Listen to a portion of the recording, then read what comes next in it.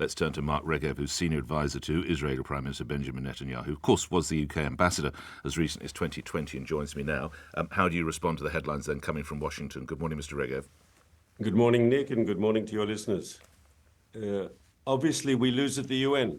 That is unfortunately a foregone conclusion. The UN has a built-in anti-Israel majority, and that we lose votes at the General Assembly. It's almost routine. Every year, the General Assembly automatically passes resolutions against Israel without even thinking, and this is just another one of them. All those people who vote for an immediate ceasefire, what are they voting for? They're voting to keep Hamas in power, Nick. And if you keep Hamas in power, you throw them a lifeline that Israel stops our campaign against them, yes? You give them a lifeline, that means we have another October 7th terror attack in 6 months or in a year, and we're all back to square one with another Gaza war, and you'll be interviewing me in the morning once again, Nick. But, Mr. Regev, are they not voting for an end to the killing? Well, that's what they might be thinking, or that's what they'll be explaining. But what they're doing is they're saying, keep Hamas in power. Because if you stop Israel from ending Hamas's rule of Gaza, that's the bottom line. You keep Hamas in power. And if you keep Hamas in power, Hamas itself says what it will do. The Hamas leadership has said that they would do an October 7th massacre, in their words, again and again and again. But, excuse me, given the capability, given the opportunity, they would once again butcher our people. They'd once again storm across the border and massacre and burn people alive and behead and rape. Yes. But we won't stand for it. We won't allow it.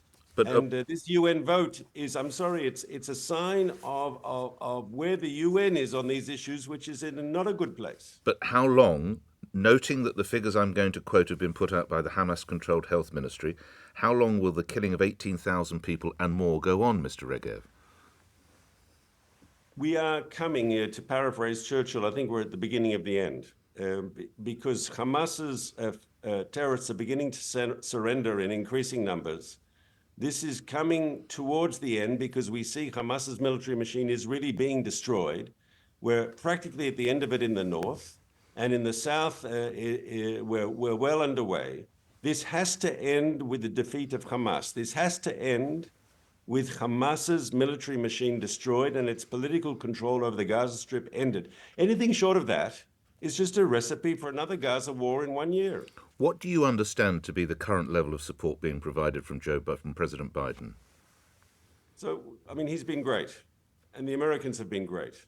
And there is very strong support for Israel. And he said again, just earlier this week, he said that the America will support Israel in our goal to end Hamas rule of Gaza.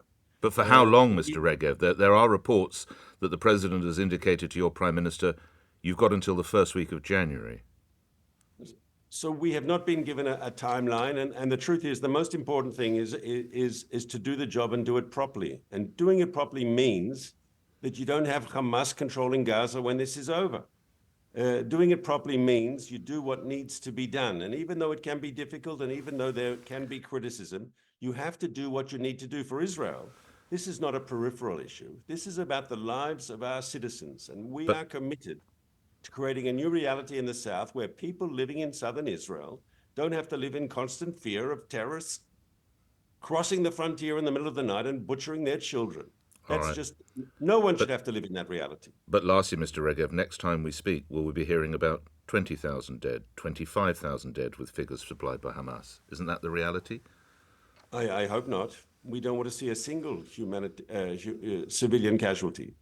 And we're expediting humanitarian aid to the civilian population of Gaza. Our enemy is Hamas, not the civilian population of Gaza. All right. I'm grateful as ever. Enjoy your Hanukkah celebrations as much as you can. Mark Regev, thank you. Senior advisor to Israeli Prime Minister Benjamin Netanyahu.